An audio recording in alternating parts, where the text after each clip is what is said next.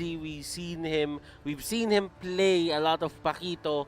Nag-oolos din sila kapag kailangan. So, if push comes to shove, pagdating dito sa mga assassin bands at talaga nagkaagawan, you would know that Bren has another line of jungle pool heroes na pwede nilang itap. Nako, mukhang Bren Esports are setting up for the gears na kailangan nila. Pero ngayon, pasok tayo sa unang phase ng drafting.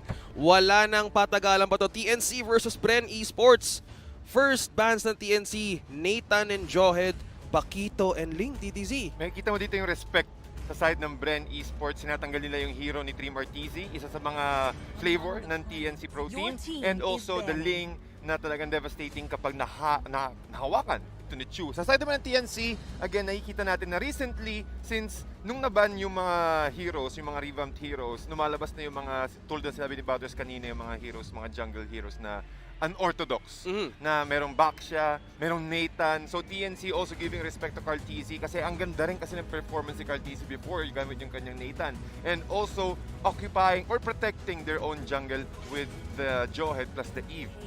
Talaga merong pick-off. At syempre, yung naging specialty talaga yung mga zoning out mages heroes such as si Eve, and Bren Esports is taking time para makuha ang pangatlong ban. But Farsan, ako, for the opening, TNC will get the first pick. Kagabi nakita ni performance nila Batters. Anong pwede nilang i-prio pick dito ngayon?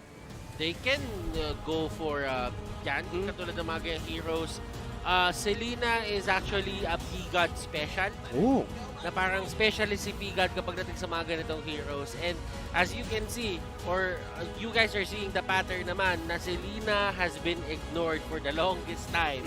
And TNC is one of the teams na talagang consistently pinipick up tong hero to. Yes, and isa pa sa mga advantage ng isang Selena is merong agad kayong vision sa mga brushes. So di nyo kailangan mag-face check, especially up against a really aggressive team such as Bren Esports na talaga naghahanap sila ng mga pick-offs through or by using the brush mechanics. So magandang magandang preparation na rin to para sa side ng TNC, and playing as a TNC or an aggressive team such as TNC, you really need to get that disabled. Na pag tumama yung Abyssal Arrow, that's go time. That's the green light for TNC to attack and go for pick-off. Green light and go time. Nako, speaking of surprise sa bushes, meron ditong Mathilda and KHUFRA, pero si Bren inagawan ang TNC with the SHIN, Batters. But meron na rin kasing Hayabusa dito si TNC. So I'm not seeing it in a way for TNC na magiging gold laner nila to. Given that KOUSEI has a lot of heroes pa sa pool, hindi din binigyan ng priority ni TNC dito yung fact na, uy, teka lang, ang dami pang heroes si KOUSEI, pwede pa tayo kumuha. Pero ang ginawa nila is i-save nila yung pick ni KOUSEI hanggang doon sa last 2 picks nila. And that's going to make all the difference para sa kanya. Kasi hindi rin maka-counter basta-basta ng Bren Esports yung pipiliin ni KOUSEI dito para talagang manalo si RIBO sa late. Mukhang ang TNC ngayon is saving the best for last. And for TNC's 4th ban, Xborg, and Bren Esports for Alice, TTZ. Yeah, kasi kulang na, ito na yung part ng drafting na kailangan nila ng magkaroon ng concrete or stable foundation sa mga teams nila. Kumbaga, what I'm trying to say is kung sino yung mag-i-scale from the mid game to the late game, which is the best examples are the Alice and also the Export. At napapansin natin, kailangan pa ng Bren Esports yung AOE factor eh. Kumbaga, hindi enough yung Mountain Shocker, hindi rin enough yung Tyrant's Reach Revenge combo ni LUSTY dito. But preparation ang ginagawa ng TNC. They have removed the Export and the Esmeralda as well. So, mahihirapan ngayon ng Bren Esports. Anong hero, anong mage hero, or anong gold laner yung pwede nating mag-deal ng massive amount of damage pag pumasok tayo sa mid-game, especially up against the Barats ng TNC. Nako, eto na nag-respond. Sabi mo nga TTZ, a good DPS. This is a LAPU-LAPU. Hindi man siya ganun ka-item depend on the early game, pero ito ang sagot ni Bren. Nakitinanggal yung Esme, meron tayong burst dito. And ang pinaka-pinatataho nga dito is Bren Esports went up for the KHUFRA nang may BARATS na agad dito yung TNC. Ngayon, directly, hindi naman talaga nagiging counter yan for a BARATS. Pero kasi yung mere fact na tumalon ka sa harapan ng isang BARATS, pwede ka kasing gamitan agad ng dito as welcome eh. And as you can see, TNC, they will lock in etong THAMUZ, pati isang mage hero para dito kay KOUSEI. And this might be KOUSEI's HARITH Whoa! and another hero sa kanyang arsenal. Going back to the roots of TNC kung saan napapalakas nilang lineup and chemistry. Nakita na nag-high five na ang TNC doon. Mukhang ready na sila. Lock and loaded for the last 2 picks. Ngayon, kakailangan ni Bren ng isa pang pwedeng maka-counter for either for HARITH. Pero for THAMUZ, this was a good pick for TNC. And ngayon, TDC, they're taking time for this. At feeling ko, magiging espesyal to. Tingin ko kailangan pa nila ng Kagura dito eh. Kailangan nila ng isa pang hero na magpo-provide ng debuff, especially with the Necklace of Durans. They're up against a really tanky heroes, pero KAJA is enough, especially kapag si RIBO yung naglalaro nito. Ring of Order plus the Rat Sanction, pwede agad mag-reach yung debuff sa may pinakalikod kapag meron na siyang Necklace of Durans. At kapag yung mga heroes, mga mobile heroes such as HAYABUSA, kapag tinamaan ka ng Divine Judgment, automatic yun, merong agad follow-up ang Bren Esports. Ang dami nilang follow-up kung tutusin. Rage Revenge combo, Circling Eagle dito ni Mathilda, so they need to be wary of their positioning. Positioning. Ako, ang titignan ko din dito, yung HARITH could be a deny pick para kay RIBO. Kasi as we all know, RIBO is one of the consistent HARITH players na meron tayo. If given the chance, kukunin siya ng Bren. Pero this time around, didinayin yun ng TNC, kukunin nila KOUSEI. Pero ang sagot naman nila is yung KAJA, katulad na sinabi ni TDC. Madaming nasasagutan kasi talaga dito. Yung isang KAJA, meron kong HAYABUSA na pwede mo mahulin Divine Judgment, and at the same time, yung HARITH din, pwede mo din siya maipit with Divine Judgment with or without the Purify. Kasi hindi naman na-purify yan pagka nandun ka na sa loob ng mismo skill. Nako, ang ganda ng composition ngayon. Mukhang tight ang ating matches sa drafting pa lang. Pero ngayon, lalaban at pupunta na tayo sa first game of Bren Esports and TNC. Eto na ang laban. Guys, pag-usapan ito, TDC and Butters. Early game pa lang. Sa laning, sino makakalamang dito? Well, sa middle lane, nakikita natin yung aggression ng Bren Esports utilizing the Soul Bloom to its full potential. Again, full stacks ng Soul Bloom. Makikita natin kahit hindi pa gano'ng kakuna. Oy! Maagang bininyagan si Lusty ni TRIMARTZ. At nakikita natin ng TNC ang early aggression pa lang. At si dito pa lang pinapakita na nila kung paano nila zinozone out ngayon. Pero ngayon si SHIN, focus pa rin sa objectives, Butters eh.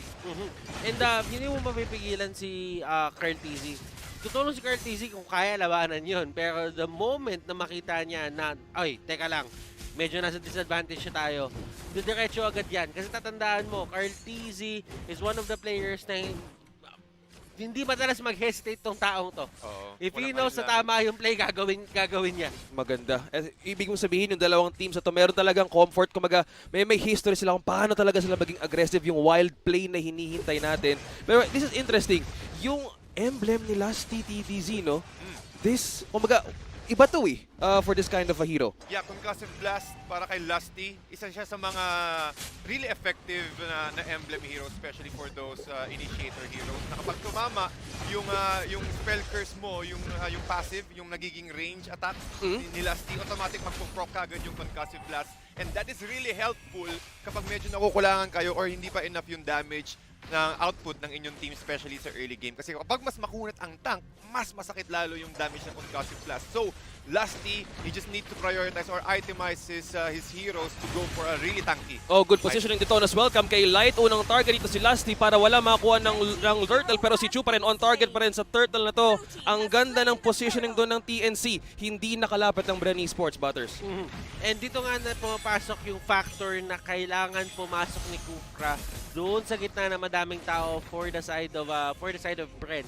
TNC, pinili nila una to bago pinili nila pangalawa to, at nung lumabas yung KHUFRA, they knew that they had to go for this BARATS. Ang daming natatanggal nito para kay Lusty.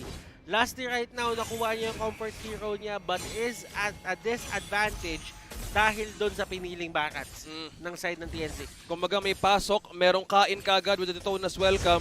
Pero nakita natin sa laning pa lang, medyo aggressive na talaga ngayon mismo. Si TRIMARTZ, take it down, FLAPTZY right in the turret, TDZ.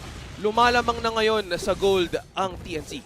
Magandang start ng TNC ngayon. Nakikita natin yung behavior na every time na nagkakaroon ng ultimate or ng opportunity ang TNC na makakuha ng pick-off, they will take it. Ganun sila confident dito sa pagpasok ng game, especially up against Bren Esports, which is the right plan.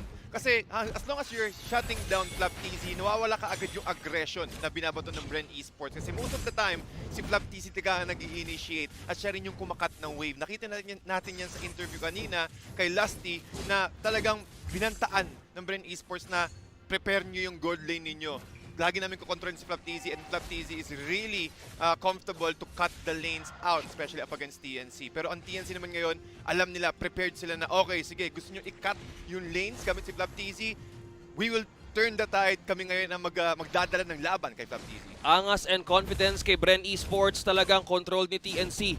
Mas mabilis ngayon nakakapag-farm si KARLTZY ngayon on a level 6 kahit na medyo wala pa siyang kills. Focus sa objectives ngayon ang Bren Esports. Defensive play muna ngayon, Butters. And yeah, ito na kailangan yung gawin. Antayin nyo makuha ni KARLTZY yung kanyang items. Kakasabi ko lang, War Axe ang unang niyang kinuha. And this is the time for them to fight.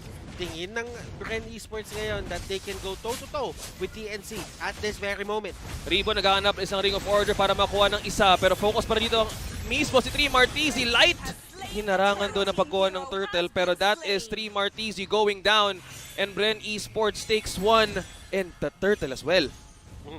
Very minimal ang loss in terms of heroes doon ng side ng TNC, but Bren Esports, clearly that's a win for them kasi nakuha pa nila yung turtle. Tingnan mo yung gold lead na meron ngayon ang TNC. It's what, 2K? 2K. Nasa 2K. And slowly but surely, yung gap na yan ay lumiliit ng lumiliit dahil doon sa pag-take nila ng objectives dito sa mapa. Objective-driven talaga ang TNC. First 5 minutes is in, pero meron ng laban niya sa taas. RIBO and FHEWW, inikutan ng certain kill KOUSEI. FHEWW targeting MATHILDA, down! Meron pa isa dito kukuha si Light. Magiging defensive ang kanilang paggamit doon, but that is the Mountain Shocker para ma-zone out lang ang TNC. First 5 minutes, and I believe TNC ang naka-utilize ng outer energy shields dito, TTZ. Yep, at ubos kagad ang outer energy shields just in time na mag-hit tayo ng 5-minute mark. I just want to give kudos kay KOUSEI sa ginawa niya sa top lane. Ginamit niya yung Zaman Force hindi para umatake. Ginamit niya yung defensively. Hinarangan niya yung path ng Bren Esports para makaalis dun sa may tier 1 turret range aggro. At yun yung ginamit niya para ma-punish dito yung circling eagle ni FHEWW. Kasi alam niya na gagamitin yun at the very moment, at hindi naman kasi invisible frame yun eh. Umiikot lang siya. Oh, quad shadow kill. CHUUU ang layo ng inabot. Right in the defenses, TNC. Habang pinabisi doon sa taas ang Bren Esports, busy ngayon si CHUUU with his standing. Talagang ni-utilize talaga ng high and dry na nag-iisa doon ang isang member ng Bren Esports, si KARLTZY. Kung nakikita mo yung ikot ngayon ng Bren Esports, the moment na ma-take down si Karl or nung moment na tinitake down si Karl, pumunta agad yung dalawang members nila sa mid. Alam nila na kailangan nilang i-protect etong mid lane turret nila para maiwasan yung mga ganong instances kanina. CHUUU target si FHEWW under the turret, pero ngayon si PGOD on the low, hahabol pa ba? Defensive positioning ngayon for TNC. Nakaramdam dito ng sakit ang pagbanda doon ng mga lakas for Bren Esports, but now setting up for this turtle. Merong dalawa ngayon ang pepwesto for this buff, pero ngayon FHEWW will be coming in, pero ang RIBO sisimulan na rin dito ang positioning.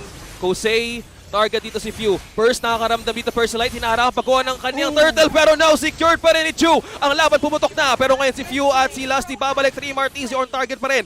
FLAPTZY na iwan sa tatlo ng TNC, pero kaya pa rin i-sustain, pero hindi yata makakaalis dito. One double kill ulit for PGOD, and the bait and the damage, TNC nakakuha ulit ng third.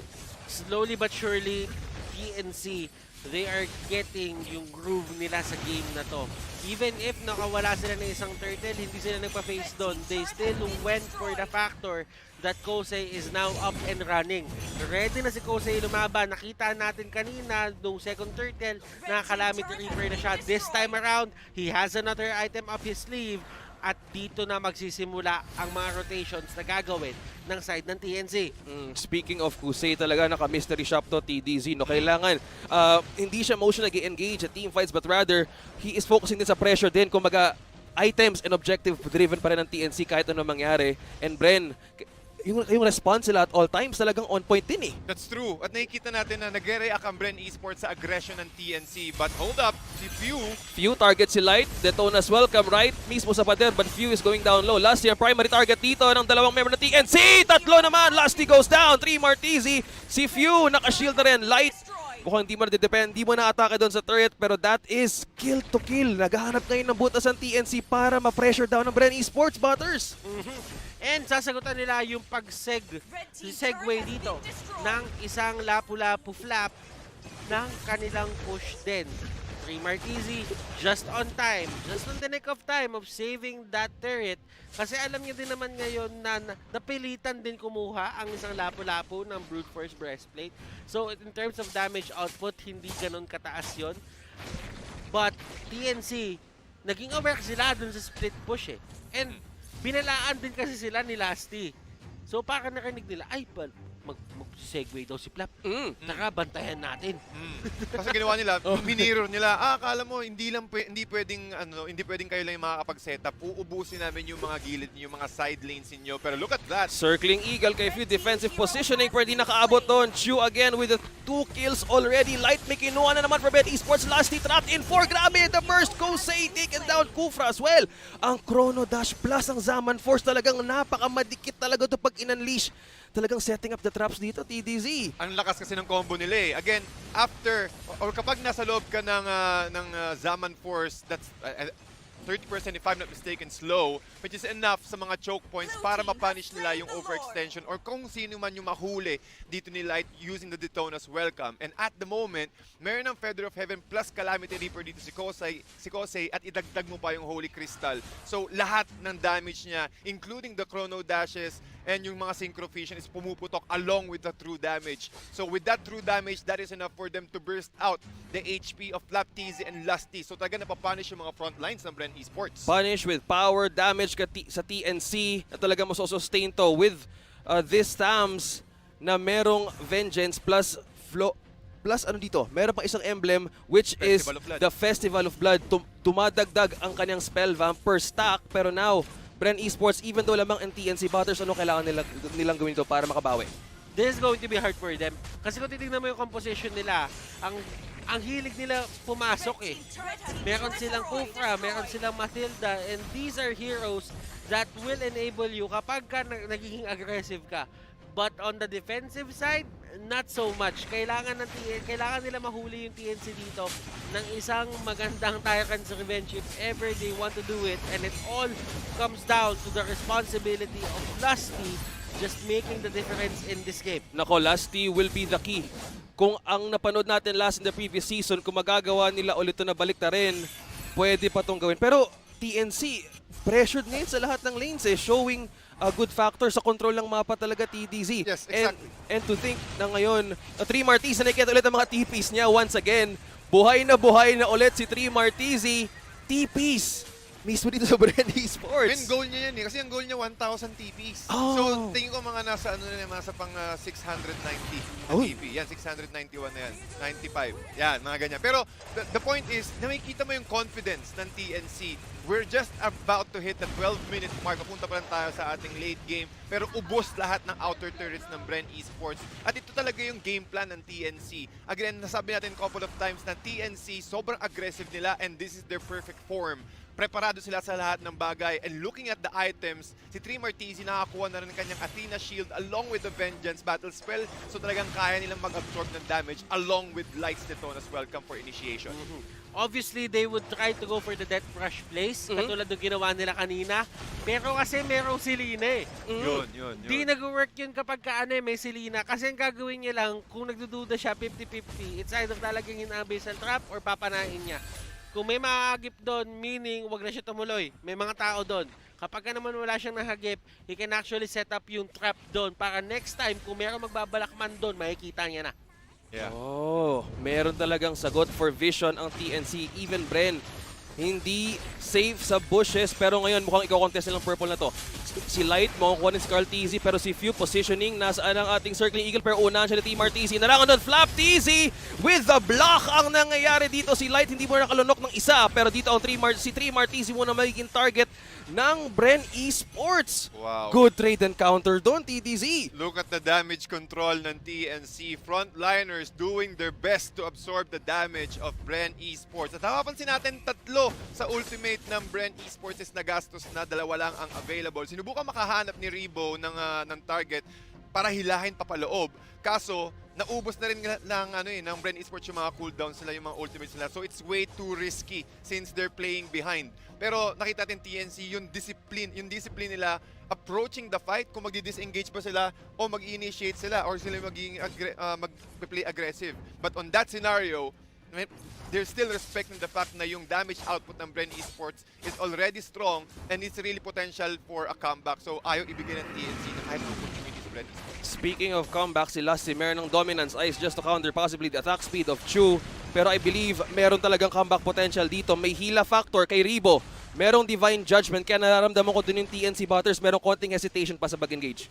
There is a bit of hesitation, and just because kailangan muna nila malaman talaga kung si LUSTY. Oh, Light Detonas, welcome! LUSTY again, nahuli dito. Target talaga ng dinosaur si KHUFRA.